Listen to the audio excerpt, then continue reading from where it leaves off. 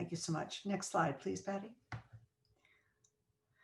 Key concepts this evening, and I wish to thank all of you, and particularly those who are watching this live, for your patience while we work through our board meeting to get to this report, because I know it is of importance to all of us, not only on the panel, but certainly to our community at large.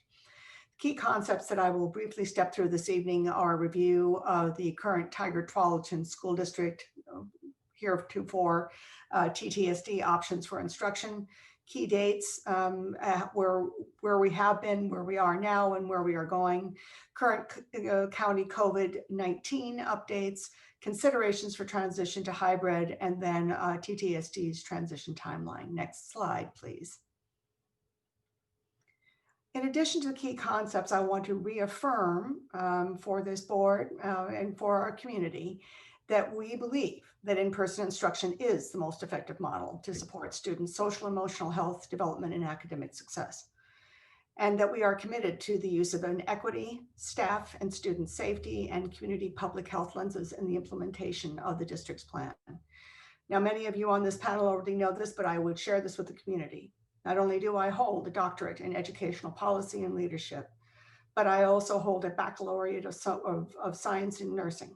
I have over 10 years experience delivering trauma care, critical care, and public health care in the Tacoma-Pierce County area, and also navigating and being a part of multiple epidemic outbreaks of measles and other diseases, and monitoring and managing those in my role as a public health nurse.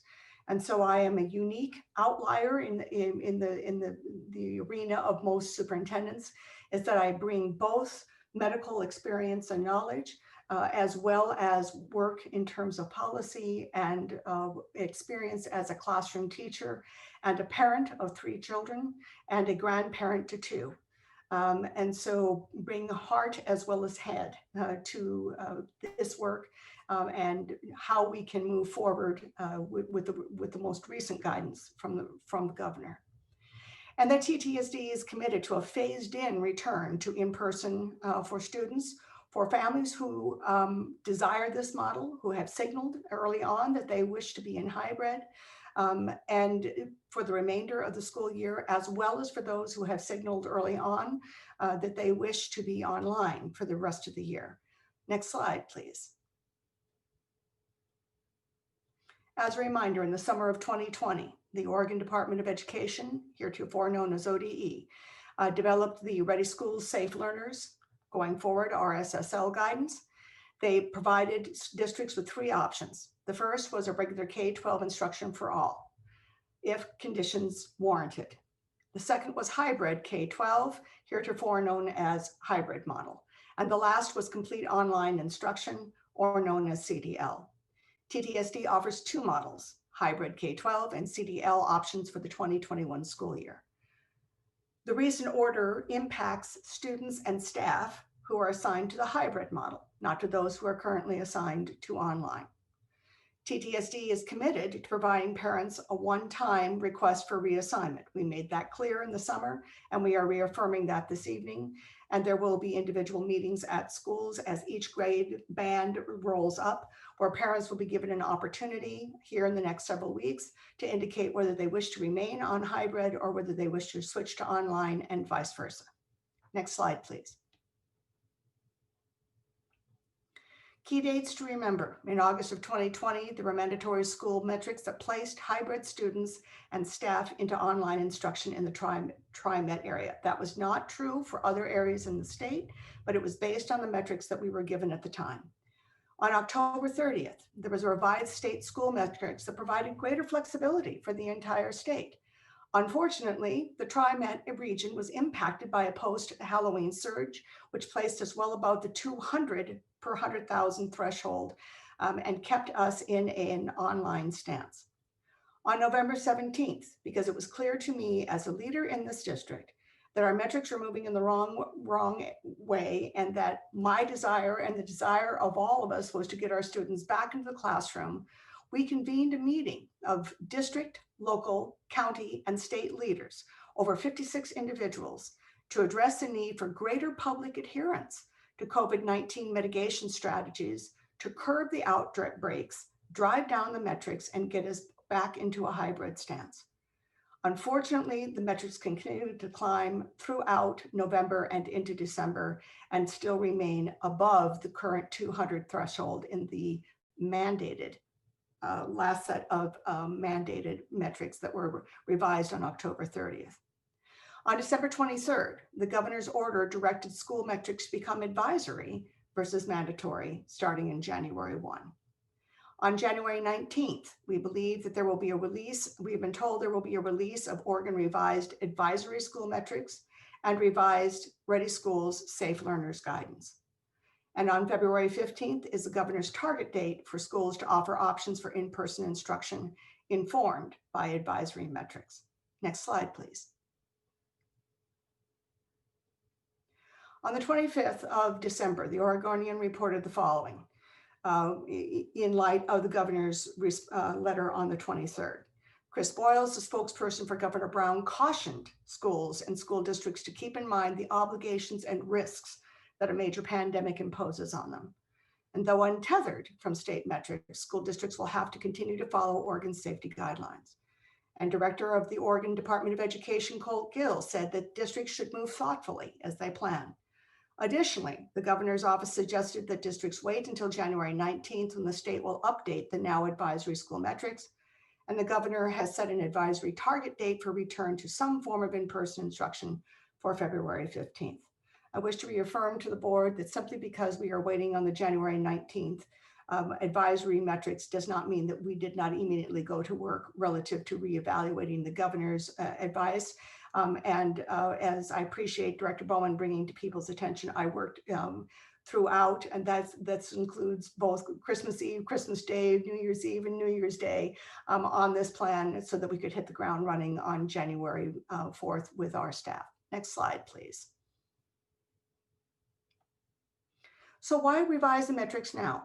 This is a great question, and this is on many people's minds and hearts. First, we now have consistent science that says that regarding COVID transmission continues to evolve. And now we have a significant body of research. We had some early on, but consistently verifies that children under the age of 10 are less efficient at spreading the disease and not as able to interact with multiple cohorts as older students, such as middle and secondary age students and adults are in the school system, and this is key. We also know that younger children tend to tolerate the disease better. Unfortunately, older adults and older students tend to have more difficulty with that. Additionally, schools in Oregon and nationally have demonstrated that schools are not a significant source of spread when they strictly adhere, and notice I've underlined that, to mandatory use of masks, social distancing, frequent hand washing, limited cohort interaction, isolation and quarantine of presumptive and/or confirmed positive cases. And that the research continues to affirm that districts or bodies should monitor the prevalence of community disease and receive ongoing guidance from their local and state health departments. And I wish to thank all who may be watching the stream who have sent me their research that they have found. I want you to know I have read literally every single piece of research that you have sent. And so thank you for that. Next slide, please. I offer this into the space because we believe that this may be where the state is going. This should not be seen as fact. This should be seen as a possibility. These were the revised metrics from the state of Washington released on December 16th. As you can see, the bar, where our bar in Oregon is set at 200 or less, the bar in Washington has been set at 350 cases or greater per 100,000 for 14 days. And you can see there that the educational modality is that you should prioritize pre-K through third grade, students in any grade with disabilities, students living homeless, or those furthest from educational justice. If the school can demonstrate the ability to limit transition in the school environment in those conditions, then they should add grades 4 through 5. Shift one to the right.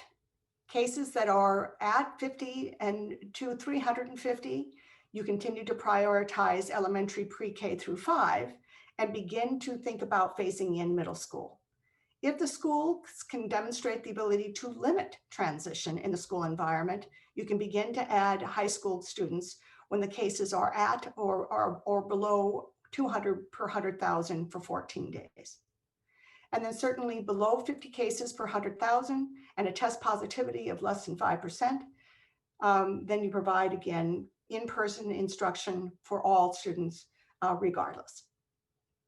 Next slide, please. So context matters. We've received a great deal of advocacy and urgency that we take a look at our neighbors across Clackamas County. TTSD is driven by data.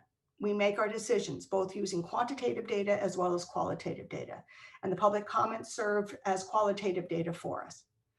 TTSD considers both county-wide COVID metrics as well as district local metrics. While we would never make decisions based on zip code alone, we take a look at not only the area that we serve, but the areas that surround us.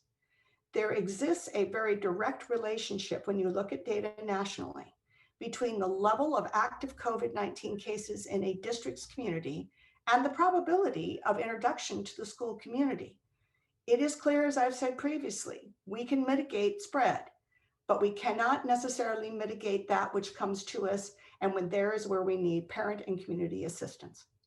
TTSD believes that the educational experiences in our district are enriched because we have a diversity of students and families that we serve. But it is clear that certain areas in the Tri-Met area have fewer cases of COVID that march along economic status and march along population density. Less density, higher status, less cases. More density, more diversity in economic status, more cases. As such, TTSD's plan accounts for continued support to all of our students that we serve, especially our historically underserved communities, whether they come in under hybrid or whether they stay online. Next slide, please. This is a busy slide, but I put it up here to share when people have asked, what have we been doing? We have addressed column to the far left and to the middle, and we are now working here under, is the school ready to welcome staff and students into the building? That is where we are focusing based on the most recently revised Ready School Safe Learner to make sure that we have checked every box and are doing the work that we need to do to welcome students into a hybrid model. Please, next slide. And to that point, currently principals are going through a 53-page document checklist to be completed by the principal and the building team. That is in progress. School facilities. Every school, almost to a school, has had one classroom that has been set up to show principals what the requirements of the TTSD RSSL sections 1 through 3 are. This is a blueprint that was originally filed and is on the district website in August of 2020. Currently, or the setups make sure that we have maximum capacity following our current guidance, which is 35 square feet of space around a student. That has not changed. In addition, there was a question raised this evening in our public comment. How are you spending the dollars that we are receiving? Plexiglass shields are being prepared, have been purchased for teachers for their desk. PPE and face shields have been purchased, as well as cleaning supplies, gloves, temperature gauges, other pieces of equipment that are necessary for monitoring and managing safely within the school building. Additionally, trifold, either plexiglass or other type material that are clear so students can see through, but will sit on the desk to provide additional protection for both student and staff, are also on order and will be in place in these classrooms. And you see that here. Rooms are clean, repairs have been made, and signage has been posted so it is consistent from school to school. Next slide, please. Initial considerations for parents who are either thinking of shifting from online to hybrid or are in hybrid and want to come in. Students must not be sent to school if they are showing any symptoms related to COVID-19 and or if they have a fever regardless of cause until it can be ascertained as to the reason for the fever. Number two, students and staff will need to adhere strictly to the daily use of masks, maintain a social distance of 6 feet, engage in frequent hand washing and or use of hand sanitizer. Again, parents will not be allowed in the building nor volunteers. There will be designated pickup and drop-off areas, and that is what principals are also working on at this point in preparation to welcome students back. Students and potentially their siblings will need to be prepared to quarantine for 14 days if the student is exposed to COVID-19. I raised the question today with Washington County Health Partners, whether the CDC's recent suggestion that you could go for 10, whether we should consider that.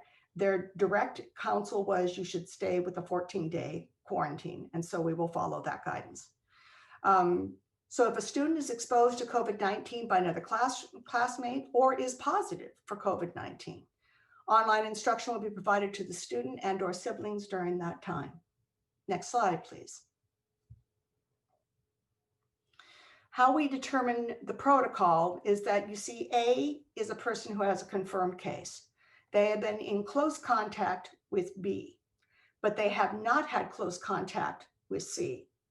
Therefore, A and B need to quarantine, but C does not.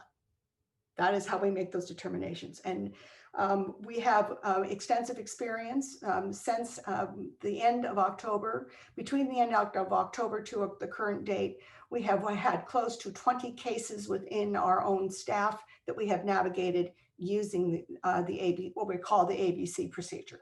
Who should quarantine, who should not. Next slide, please. Now, there's a great deal of writing here, but I'll try to distill it as quickly as I can to make sense of it. You see the blue circle is a student who has been exposed to COVID or is actively infected. You see that blue circle student is in classroom cohort A. And so the student who is the red circle is a classmate. Everyone in cohort A, because of the student in the blue circle, must now quarantine for 14 days, isolate and quarantine for 14 days. Additionally, you will note that at the bottom, bus 1, the student in blue rides bus 1. There are other students on the bus. In this case, we're going to talk about now the student who is the green circle. That student rides bus 1, but is in classroom cohort B. The student in green is the one who needs to isolate. The remainder using the ABC quarantine methodology does not. And those on bus 2 will need to quarantine. Next slide, please. So the timeline here as it now stands, and there will be some adjustments to this even before the January 19th guidance. This was our first thinking relative to all the moving parts, is that we would begin with pre-K through 1. Our target date is that similar to the governor's, around the middle of February. But there's much work that still needs to be done with our associations, and I'm grateful for our partner, TTEA President Scott Herron, to be with us this evening. And then proceed to grades 2-3 and to 4-5. Now, if we are able to get teachers at least a first dose of vaccination, we can probably shorten those periods down. But this provides a timeline for adjustment as we add more people into the system. More people coming into a school system increases the opportunity for someone to bring the disease into the school. And so we want to be thoughtful about that as we are moving forward. During the elementary phase-in, we are actively working with providing supplementary and extracurricular in-person sessions for grades 6 through 12.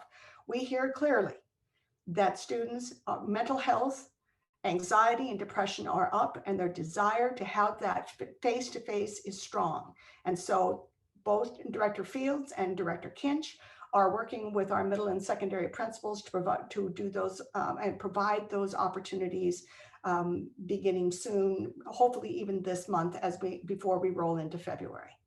We will continue OSAA outdoor conditioning sessions for high school students who are engaged in athletics and all other OSAA sponsored activities that can be handled outdoors.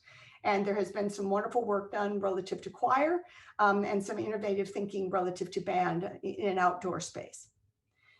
The date for phase one will be finalized once we have the January 19th revised advisory metrics, as well as the revised RSSL guidance from our state county health partners and our continued collaborative work with the district association leaders. All of that moving simultaneously. Next slide, please. In terms of considerations for transition, again, I wish to give my thanks to both Scott Heron, who is here with us this evening, and to Blake, who is the president of our classified union, because following the October 30th, both TTEA and OESA collaborated with the district in holding meetings with K-3 teachers to review the blueprints, to review what the metrics meant, and to review a timeline for returning students to the classroom in a hybrid stance when the then mandatory metrics allowed us to. The associations have expressed concerns regarding the governor's recent order and timeline for return to in-person. And so I would ask Scott to please share a few thoughts here, and then I will move into what our next steps are relative to advocacy, even as late as today. Scott? Well, thanks, Dr. Sue. I'll try to give a few thoughts here as I've been listening all evening. I've written and rewritten everything I'm going to say, so I hope we cover everything. And of all the times I've had to speak to the board and I've been given advice from teachers, I've never received as much advice for what I should say as this. So if I fail to mention something, it's not because it isn't important, it's that there's so many things related to this. And as I'd heard from some public comments already this evening, it seems to be that people think we can just open the doors and enter back into the schools, and it is not that simple. And I want to clarify a few things. There was no great conspiracy between the district and the associations to make sure schools were closed. If you followed what Dr. Sue had just said, and I can reiterate it maybe simpler, is this: in the spring, Dr. Sue got a collection of community leaders, including the board, together. I do believe it was March 12th, where we had an informed discussion. And as a community, we decided in the best interest and safety of teachers and students that school would be closed down. At that time, the state allowed districts to make that option. Then you get to the summer, and what we have 2 or 3 or 4 different changes to the matrix where the state made them mandatory. And every time we had something figured out, the rug would get pulled out from underneath us, and we'd have to go 180 degrees the opposite direction. So the one comment that was asking, where's been all the planning? It's been going on the whole time, but the rules keep changing by which we were planning to. It's that simple. And quite honestly, the state took it over in the summer and made it mandatory. And then on December 23rd, 2 days before Christmas, caving into political pressures, not based on science and rational thought, not having one mandatory plan for the state, the governor made all of the metrics and standards advisory. And so what we're going to have for the state of Oregon is not one plan. We're going to have 200 plus plans, depending on what district you're in. There's not a cohesive thought to it, but here we find ourselves in that regard. Now, for those of you who don't know me, I'm not just the union president. I went to high school at Tigard High. I graduated from there 30 years ago. I can't believe this spring. I played sports there, 30 years removed from winning a state championship. I've been a teacher in the district, a student in the district. Now I'm a leader in the district. I own a home in the community. My children will go to Tigard-Tualatin School District schools. I am not an outsider here trying to prevent people's children from coming back to school. Because I'll be very clear to you right now, nobody wants children to go back to school more than the teachers. They've been through hell and back with CDL, which they've been working on nonstop to try to improve and adjust.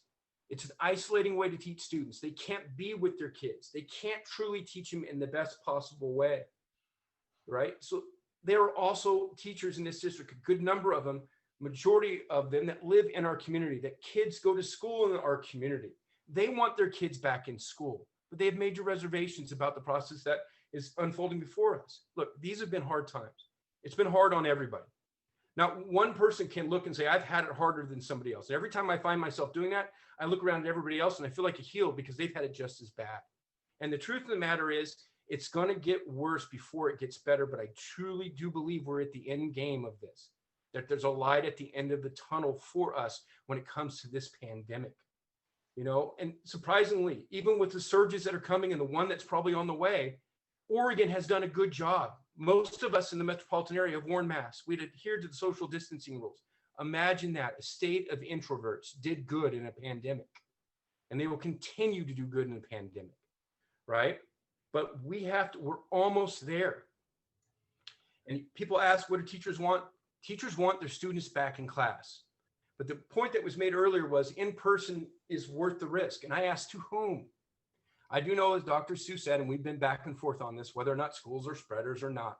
The truth of the matter is we don't know because we haven't been doing extensive testing, right? Schools across the country have it. We'll do extensive testing to make sure we can play a football game, which I'm all for.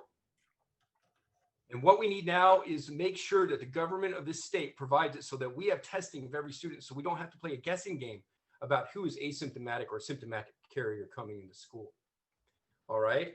And then another comment was made that we don't understand where our teachers are at. We did a survey last week. We have about 720 members of TTA members that work for the district. 695 out of the 720 responded to our survey. 92% of them said they would take the vaccine. 85% of them were just about there, said they would return to work if vaccinated. And 77% said they were unwilling to return to work. So if we go back without being vaccinated, you run the risk of not being able to open, not because of some great organizing effort on part of the union or we're trying to stand in the way, is that teachers are scared. And why are they scared? Because even though we know that younger children may not get it, and there are not symptomatic spreaders within the building, we don't know if that teacher who comes to school to work doesn't take it home to their husband who is in at-risk category, or their parent. Remember, we have many families that are multi-generational that are teachers that are having elderly people live with them. They're worried about that. They're worried about having to make a choice between going to work and bringing COVID home or simply not working anymore. And I understand the argument people make. There are a lot of people in our society who've had to keep working. Unfortunately, COVID has exposed the fact that it's exposed the fact that our society treats some people as expendable, and they're not. I want all the grocery store workers, all the gas station attendants to get vaccinated. They deserve to be vaccinated, but so do teachers. And what teachers want is they want to return to in-person, but they want to be vaccinated. And we're almost there. The vaccine is right in front of us. It's right there. For parents who are upset at teachers for not wanting to get back, throw your anger at the state for not rolling out the vaccine better. We have time right now to get every teacher vaccinated and then get them back into the school in a phased out way. It's right there in front of us. But what it appears like is we're on a sinking ship and there are life rafts right over there. And you're telling us to jump in the water instead of getting on the life raft. And that's what's hard for teachers right now, is that they're being made to feel as they're expendable. And here's my standard for success isn't a minimal number of teachers getting COVID and dying. It's 0 teachers getting COVID and 0 teachers dying. And if that's too much, I'm sorry for people out there who can't handle that. But that's my job as the union leader, is to look out for the best interests of our teachers. And boy, do they want to come back. You vaccinate them, they will come back. And let's also dispel another myth here. Your kids going back to hybrid will not be going back to school like you think it is. There's not going to be the Harvest Festival. There's not going to be the dance. There's not going to be the sporting events, the play, the musical, the recital. Those won't exist. I realize that for many of you, CDL is a monster that just needs to be getting rid of. And it has been a problem for everyone. It is not the best method to teach kids. The best method is for this pandemic to go away and for us to return to normal instruction. And even though it's been bad, our teachers have found a way through it and things are starting to chug along. We do not think for a second that by going to hybrid, you're going to be solving these problems, because your children will be isolated. They will not be with their friends. They'll have very rigid ways in which they enter a building. They'll have rigid time clocks of when they can go to the bathroom. You will have desks that they will have to stay at. They will not be able to, for the younger kids, and this is a hard one, be able to hug their teachers. Going to the bathroom will become problems for them. This will all be for the first younger kids who will enter into school with rules they've never seen before because they've never been to school, that will be social distancing like you haven't believed. It isn't a trade-off. And how do we know that it's problematic? It's because we also talk to teachers across the country. I have meetings every week with presidents from across the state, and I talk to people from around the country. And what they have told us over and over again is that CDL isn't great and hybrid isn't great either. You're not trading one bad thing for one good thing. The grass isn't always greener, and you have to realize that. All right. Not only that, you got to think about when we go back into hybrid, you're going to lose instruction time because the teachers have to maintain the safety protocols in order to keep everybody safe. Because if you strictly don't adhere to that, you're not guaranteeing a single teacher they won't get COVID. And if you really comes to shove, there is nobody in this community that loves and cares about the learning of students than the teachers and the support staff. And I say support staff because where TTAA goes on this, OSCA follows. We're there with our brothers and sisters in OSCA when it comes to protecting their members also. All right. The other part you have to realize is that the governor's office and the state have allowed you to switch between hybrid and CDL. And there'll be some people that were signed up for CDL that will go hybrid. Hybrid will go to CDL. What you're going to do right before we go back in is going to be the great jumble. You're going to shift all the classes up. Your student may wind up with a different teacher in a different classroom they've been working off with all year long. When they go back in, it will be as if the school year started all over again. Right? Be very aware of that as we move forward. Not only that, what we hear over and over again from across the country is the yo-yo effect. As Dr. Sue pointed out, quarantine is going to happen. There will be outbreaks, and kids will be in and they'll be out of school. And the pressure that's going to put on the teachers, the pressure that's going to be on the kids, especially the younger ones, as you try to adhere to these new rules, is a major problem. And what we've heard from around the country is it has a major impact on the emotional health of students. Going in and seeing your teacher, going out and not seeing your teacher. That is a reality of what we're facing. We're not going back into normal school. It will be hybrid. It will be different. It will be hard. So what our teachers want is twofold. One, they want vaccines/testing. They want rapid testing in the building so that we know if COVID is present. We're not just guessing at it, but they want to be vaccinated, and we're right there. And I believe that can be done. And I've worked with Dr. Sue on this. That is something that is reachable. The next thing we need is time. Somebody made a comment earlier. Why haven't we already figured all this out? We have been figuring it out. We've been figuring out hybrid. We've been figuring out social distancing. We've been figuring out safety protocols as we're also figuring out CDLs. Everybody's been figuring, there's been so much work to do on this that it has been nonstop since we left school in March. And it's going to take time. You got issues of staffing. You got issues of teachers learning how to teach in hybrid. If you've ever been around the elementary school teacher, their rooms are works of art. They've got walls everywhere that means something else for this learning and that activity. My wife's an elementary school teacher. I understand that she understands it. I don't understand it because it's so amazing what they do. Now they have to get into those classrooms and move that jigsaw all around and put it right behind them in a way they've never done before. No one's ever done before. You can't just flip a switch and have that start up right away. What about the class lists? Admin are going to have to go and restructure all the classes. And you're going to have some classes get huge and some classes get small. It's not a simple task. What about transportation? The quarantine I've already talked about, safety protocols. The list goes on and on. When I talk with the district and every time we bring up a topic like substitutes, it brings up 8 other things that we have to solve. And one thing I have prided ourselves in this district during this pandemic is that we've worked hard to do as best as we can with what is presented in front of us. And we have done a decent job of that, comparable to other groups and based on what we were presented with. And to rush this right now would be of no use to us. It would simply a political decision because people want their kids in. We want your kids in, but we want it to be safe. And my own opinion on it is Kate Brown punted this ball. And what I call on everybody is to get on the phone, get on an email, go on social media and say, hey, make vaccinations available. All right. And push out that March 1. I apologize for the interruption. We have a protocol with the board that we need to. Okay, I'll hold back from that one. That was on me. I'll put it on social media for you. And I appreciate that. And I want to say thank you for sharing your thoughts. And well, I got one last point, Sue, I'd like to make, and then I'll shut up. All right. I'll like to say it this way. I've been in a lot of meetings every week. All the presidents from locals meet to see what's going on. And across the state, there are places that have gone back to in-person instruction. And what they have told us is that it has divided their communities. Some of these communities have had work stoppages, strikes that divided the community. And they're saying this is by far worse than it ever has been. And with our society as divisive as it is right now, The one thing I will say about the Tigard-Tualatin community is that over and over again is it's shown us that we are not divided, right? We have passed bond levies. We have passed tax levies. And more recently in the spring, when we knew we were going into this, we had a crisis on our hand, the fear that students would go without food, and the community came together with Packed with Pride. Tens of thousands of volunteer hours, tens of thousands of meals given in the form of food boxes to families, hundreds of thousands of dollars raised simply to keep people fed, because when the crisis hit, this community came together and put away their own needs for that of the greater good. And I would ask you now to do the same thing for your students, for your school district, and for your teachers. Thank you for allowing me to speak. Thank you, Scott. Chair, do you wish to acknowledge the 9:30? I'd like to make a motion that we extend the meeting to 11 o'clock. Second.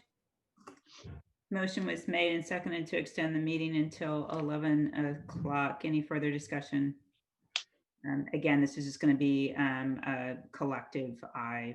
All those in favor signify by saying aye. Aye. Aye. Aye. Opposed? Motion carries. Thank you, Scott, for your input. And Dr. Wiki Smith, I'll hand it back to you to Thank you. wrap up the presentation. Next slide, please. So relative to, while we are finishing up the planning relative to rolling into hybrid in person, we have also been pushing relative to advocacy for new supports now relative to what we believe the metrics, advisory metrics will be. And so we have asked, and the chair has also, as of this week, last week, and again with the governor, and again this week, with ODE Director Colt Gill and OHA Director Pat Allen, that the state prioritize all school-facing staff for an initial dose of vaccine after health and emergency care providers in support of the February 15th date. I had it confirmed today by Washington County health providers that one dose, based on the research that I have read up to this point, and that they are seeing that one dose we know provides up to 50% immunity, and that the second dose brings the person to full 95% immunity. The belief is that with at least one dose, plus all the other measures, face mask wearing, hand washing, social distancing, isolation and quarantine, that you should be able to roll forward with a high degree of confidence. The question is, and one of the things that we advocated for today in our daily meeting that we hold with Washington County superintendents, as we are all moving forward towards this, is that the state also please think about including the spouse or family member that is in the home. So again, simply because you're vaccinated doesn't mean that you can't still carry the disease. You can. And so it is something for consideration relative to that.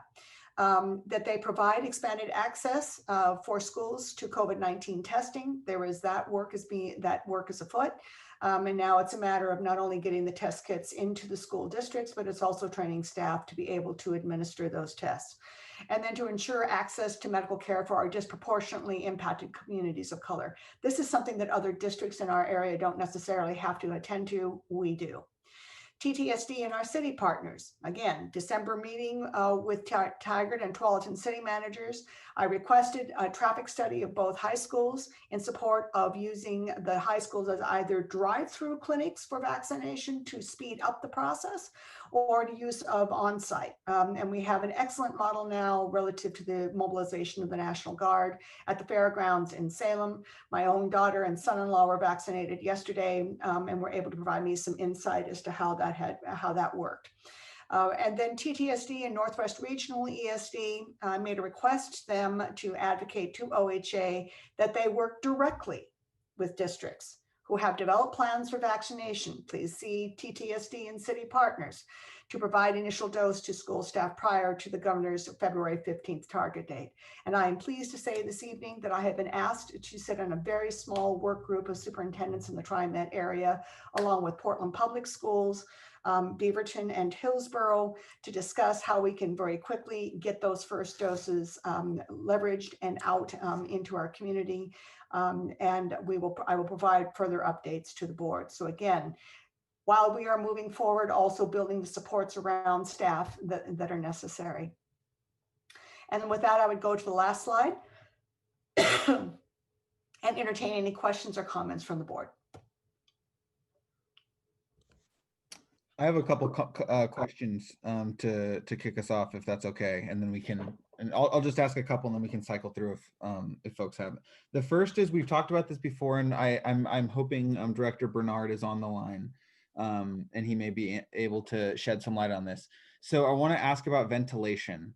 My understanding is that ventilation can be really, really helpful for returning to in-person, and wanted to just get a sense of, across our system, knowing that we have some buildings that are really, really new and some buildings that are older. How do we feel about the standard being met across the system in terms of efficient ventilation systems that meet the public health recommendations? Yeah, great question. And you're exactly right. We have buildings that are decades old, and we got some new buildings, right? And equipment that ranges from 30 years old to newer. And so we've had our HVAC crew, really go through every one of our buildings. We've done a full filter change in our buildings. We've increased the outside airflow into our buildings. So you look for a turnover rate, per hour in your classrooms, right? Of how much, how many times is air turnover in a stagnant classroom? And that's by bringing in outside air. So we have maxed out many of our buildings and have had to kind of dial that back down. We went up to 25% of fresh air inside, from outside air, bringing it in. And we have found that some of our buildings can't keep up with the heating because it's bringing in the cold air during this time of year, right? And so we're trying to, our HVAC crew and departments really monitoring that. But we have really increased the air circulation, bringing in fresh air from the outside. There's also always, you see the comments about being able to open windows and things like that to get fresh air. Not all of our classrooms have windows. I think it's important to understand that our buildings are pressurized. So oftentimes when you walk into a building and you open that front door, what do you feel? Do you feel a big gush of air coming out at you, right? And so when we open our windows inside our classrooms, you're going to have the same thing. You're not going to have fresh air necessarily coming in. It's going to be our pressurized buildings will be pushing air outside those windows, if that makes sense. Okay.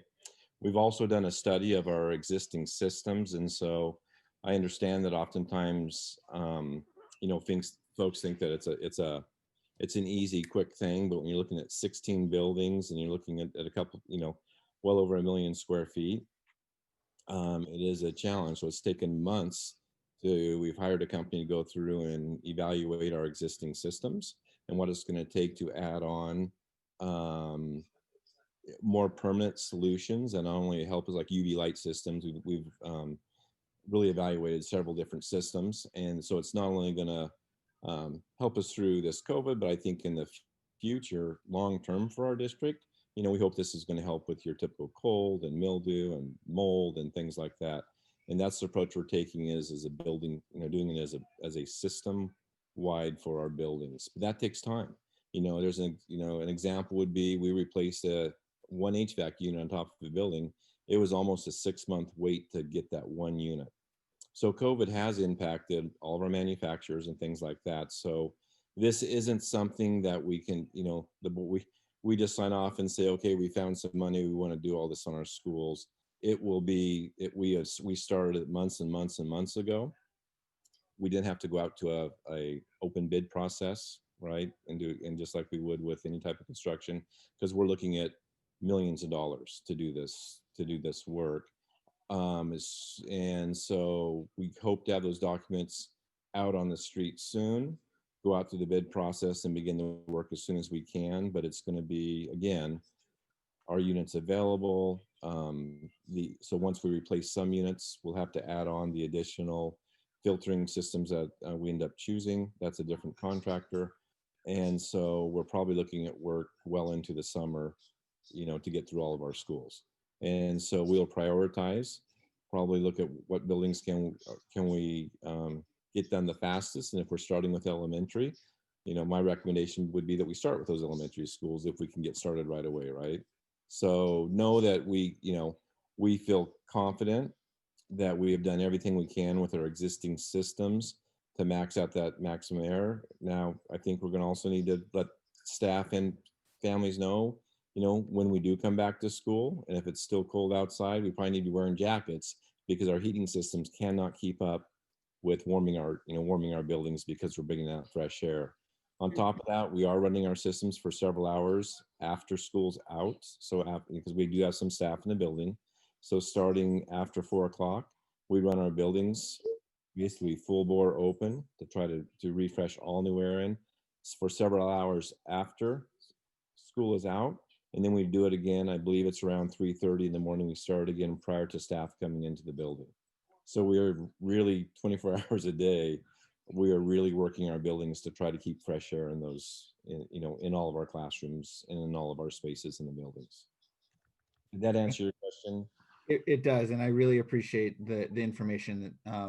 I would love to see and better understand the building by building analysis, and what your thoughts are there, and what your department's thoughts are. The only other question I want to ask before I move on, and I maybe come back if we can, but another frequent theme that we've heard from your department is that it's been really hard to fill open positions, in particular custodial positions. So what is your confidence level in terms of a return to in-person, having the personnel necessary to do that daily sanitation that would be required to meet the state standards if we do go back to a hybrid model?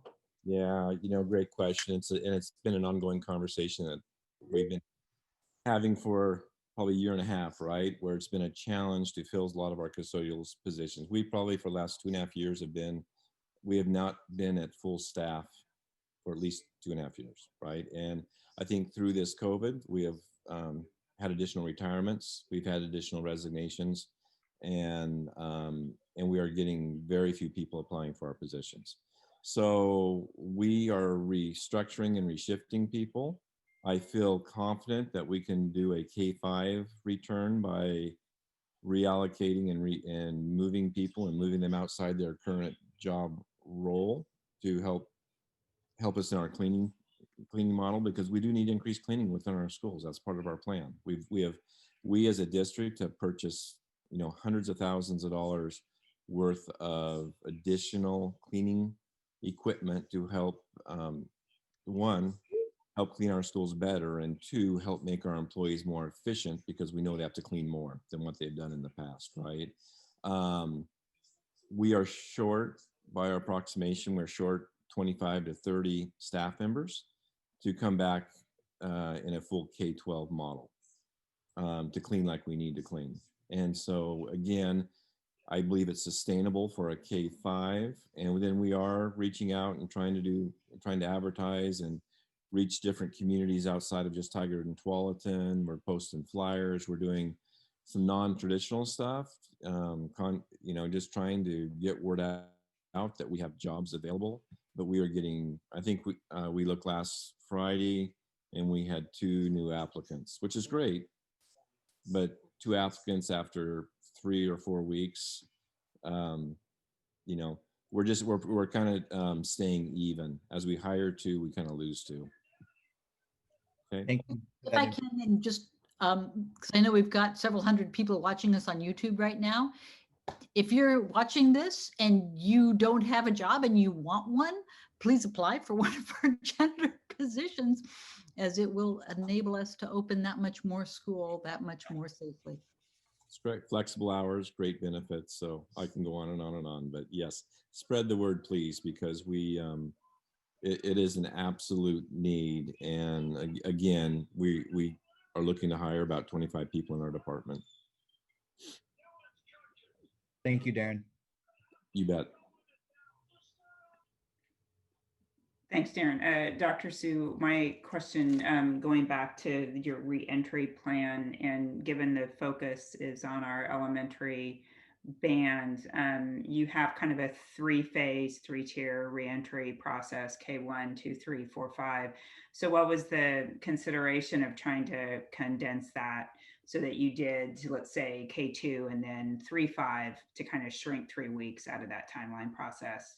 Understood. And again, as I said, this was initial thinking. I think all things, once we see the metrics, advisory metrics, that we may adjust that. I think certainly, expediting at least one dose vaccination for teachers will help that as well. I think that the thing for consideration, and this is where our principals are and our teacher leaders, is that each grade band of student that you introduce into the system adds just that much more, one more set of individuals who have to learn routines, and the potential for breaking protocol is there. But I think we also know that there's going to be some squish and some grace along the way, and we will manage that. So again, this is initial thinking. I believe that there are many factors that could probably shorten that timeline down. And that's why, again, looking to that, we are this close, and really pushing hard to get those vaccination clinics up and running will go a long ways to shortening that. But again, I wish to share with you that we are moving forward. I have a question about when we get to hybrid and we have instances where there's been a classroom that needs to quarantine. And then there's additional people who might have been on the bus who also then need to quarantine. Correct. But that entire classroom won't be quarantining. So my question is, who will be teaching? Do we have a plan yet for who will be teaching those few students that maybe share the bus but don't share the classroom? Because I assume the teacher of the quarantine classroom would then be teaching those same students online. But who will be teaching those students who are the one-offs here and there from, say, the bus? Yeah, thank you. And I think this is work that Debbie Ebert is doing, getting clarity, not necessarily, we have the staffing from the summer lined out, and this is why it's going to be very important for parents to make it clear where they want to be so we know. And then the question will then be, do we develop a separate subpool to support that? Do we add to our online teacher load, because they tend to have slightly lower loads? So couldn't we add students there in the short term? Yeah, I think again, part of this is, Debbie's work just to get, strong clarity about work, make sure we're clear about workload, and make sure that we have the right people in place to support that. It's entirely possible the teacher is asymptomatic, but just has to quarantine because of this one student. With everything else, that instruction can continue. It's just merely flipping the classroom back in. We just have to quickly work through those and make sure we have an understanding. Debbie, is there anything that I've missed or any additional information that you might want to add? Oh, the list is long, but you hit the high points Okay. for tonight. Yeah. So it's part of the it's been part of the active consideration as to how to flip that. Yeah. And that's why, again, really being thoughtful, if we can even get tight relative so that and this is not perfect, and I don't think, we'll get as close as we can, but making sure that the cohort that is on the bus as closely as possible aligns to the classroom so that there is less likelihood of impacting multiple cohorts.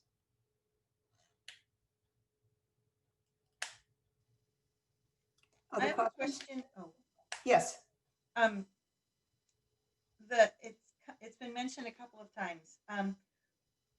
Why would we mix up all of the students for when we get started instead of just the families that make a change in their election? And I appreciate that question, and Director Emerson. Part of what we want to honor, and I want to make sure I'm really clear about this tonight. Every comment, every viewpoint is honored. No one's viewpoint is lesser than another. They all, in my mind, have equal weight, and then the matter is how to balance all of that. And so there are, my emails have been running 1-to-1. For everyone I get that says open schools, I have one that says close. I mean, I've never seen anything like it. Typically, I'll see 2/3 or 75% and 25% or 90% and 10%. This is literally running 50-50. And so and we made a commitment that if you were online and you saw that we were going back in school in a hybrid and you wanted that opportunity, you could do that. Or if you didn't feel comfortable with that and you'd been in hybrid, and I had many conversations with parents in Alberta Ryder late summer who said, well, I'm just a little bit nervous about that. I understand that. So that's why we need to get to the bottom of that, and we will in the next couple of weeks. Do it K5 and get it understood so that we can then, wherever we need to make shifts, we do. And the tough part about this, and every district is facing it, is the fact that it will cause some shifts in teacher assignment. We'll try to mitigate that as much as we can. But my own granddaughter had to give up her regular classroom teacher and was introduced to a new teacher because of the shuffle, and because my daughter did not feel comfortable moving her back into what was their form of hybrid in Texas. It's not our first choice. We try very hard to mitigate that, and we will, but there will be some of that because there's a limited number of staff and student bodies. Additionally, I want to share with the board that we have already prepared for potential onslaught of parents who want their children in kindergarten. And so we are already prepared and ready for potentially new enrollments. So that is also in the equation. And I know that many schools, one that is right around the corner from my home, Deer Creek, has already received a number of enrollment requests for enrollment. So we will navigate that, and that'll get added to the planning. Oh, Sharon, go ahead. So Dr. Sue, you had mentioned in the fall that when we pulled parents and then we pulled teachers, it was pretty balanced in terms of who wanted to do hybrid versus CDL. President Herron had quoted 77% do not want to return to work. I don't know whether there was any kind of, they would if, we got vaccinated, or I'm not sure what the question was, but I just wanted to see what's your thoughts on, do you have any idea of whether we'd be able to balance that so that teachers who would be wanting to stay home could stay home versus the ones who, because of fear or that was work that Debbie did early on, and I can let her speak to that here specifically. But Debbie, you want to take a first pass at that? Sure. We put, once we knew how many students we knew would be participating in CDL for the school year, we put out an application system within our license group asking who would want to teach the entire year online. People applied. We also held precedence for our folks that did qualify under ADA and needed to be had that modification or accommodation, excuse me. And so they would be teaching all year in the comprehensive distance learning. And then we had quite a few more spaces left after those folks were prioritized for other people who wanted to be in CDL all year. There were a handful of folks that were left that wanted to teach all year in CDL, and we ran out of spots. So once again, we will go through that process again, but there has to be a sequence of events that happen. First, we have to agree on the best daily schedule for our students. And that has to be communicated clearly to our parents so that they know exactly what that will look like. And we've already done a lot of work around that through the summer. So we'll be ready to talk about the pros and cons of what we've learned so far. Because even though we haven't been in hybrid, CDL has informed a ton of our learning around how we're educating our students right now. And that will help us make a good decision about what we think the best hybrid schedule would be. There are a couple different options. So we'll work with our union leadership to do that first. And then we have to communicate that to parents and make sure they understand what, if they're in CDL and had chosen CDL for the whole year, what does it mean to move to hybrid? They have to know exactly what they're walking into with their student. So once I have that data and I know how many students I have to move around within the system, then I can make those decisions around staffing. In addition to that, go ahead, sorry. Well, it's just a complicated equation, and you can't do one without these other things first. So the timeline is within the next 2 weeks. While we are waiting for those revised, to finalize the revised metrics. So it basically will vet our decision in terms of moving forward against those metrics, not waiting for the metrics and then moving. So I want to be clear about that. So this is work in the next couple of weeks, because one of the things we heard loud and clear from the summer was there wasn't enough time for parents to consider it all. Additionally, Director Rose is developing and is in the process of completing videos that show what it means to ride the bus, what it means to enter into schools. We're going to use the mascots. So you'll get to see your school's mascot, and they'll be masked up, and they'll show the day in the life of a student at Bull Mountain or Metzger or wherever, and how I get on the bus, how I get off the bus, how I move to the school, what my classroom looks like, how I'm going to have my meals, all of that. So parents get a full understanding of the choices that they're making. We think that that's really important. We think that it can be a very positive experience. We know that those face-to-face, that's it. President Herron made that clear. Teachers crave, as our students do, that face-to-face. We just want parents to understand and have a full picture of what that day looks like, so there are no surprises, and they're making a fully informed decision about what's best for their child. But we know we will provide them with a quality experience, because that's who our teachers are. I will say it's interesting. I know after the fact of parents selecting last fall, their decision between CDL and hybrid, to, weeks later have feedback from parents to say that a decision was made around hybrid in hopes of securing that local teacher and being with friends, with not necessarily the decision to return to hybrid should that actually come to fruition, and would likely want to shift. So I was thinking, Karen, of your question of, I'm just curious, right? When Debbie and Sue, you have all that data, and to see what the shifts are and the decisions that have been revised based on thinking from, August. So, and I will tell you, Chair Wolf, that given the fact that my email's been running 50-50, my guess is that we may see a shift into online. Yeah. So anyway, additional questions for. I have another question.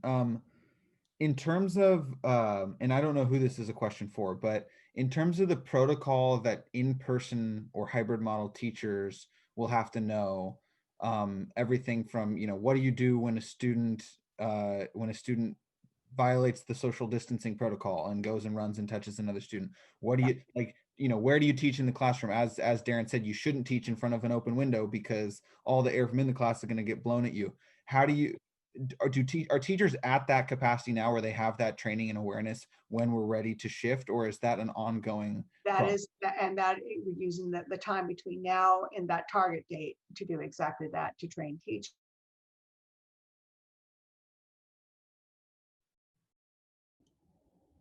Dr. Sue is frozen on my screen.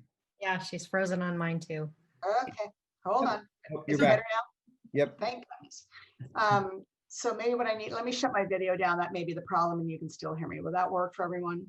You seem to be back now, Dr. Sue, but Okay. All right, if I freeze again, I'll shut that off, because sometimes that happens. Okay. Any rate, the long and the short of it is that using that time, number one, to train teachers. Number two, as I said, we've set up classrooms. We want to give teachers the opportunity to come in and take a look at the classroom and to think through it and say, what other modifications? Remember me talking to you about that 53-page checklist? That's part of that process. That's why that checklist is so extensive, and it's kudos to Darren. It's based somewhat on, on the principles from RSSL, but Darren and team have thought through all the other what ifs. Okay, what if? So that we've got those nailed down as well. So yes, it's train the trainer, train the teachers, train the staff, and we know kids are going to break protocol. That's what kids do, and we'll correct with love, and we'll move forward. Taking off your mask is a deal breaker, because that's how it spreads. And I know for families whose child really, honest to goodness, cannot. That's where Director Kittish is in the middle of it, and she's been working with those families, and we're navigating that. We will serve all children. Thanks, Dr. Sue. I appreciate that. And just gratitude to the team for doing all this work and never complaining about what it's meant for your personal lives. It means a lot, and I hope that we are getting close to the moment where we can really do this. I think we are. And I want to say again, thank you to the board. Thank you to our association. You know, it has been a huge lift to be able to call on our association presidents to work collaboratively. We are not going to agree on everything. That's the way it works. But we all agree on one thing, which is kids are the center of our work, and we're going to get there, and we're going to move forward, and we're going to figure out a way around that. And that's why I'm saying right now I had a full bench press on something else earlier in the system, trying to get us moving forward. I got through that. Now the full bench press is on vaccination because it is right here, and it is just a matter of getting it into the arms of our folks. And we are moving. I'm offering infrastructure. I'm offering staff. All they got to do is bring me the people with the goods. That's it. And we're good. We're done.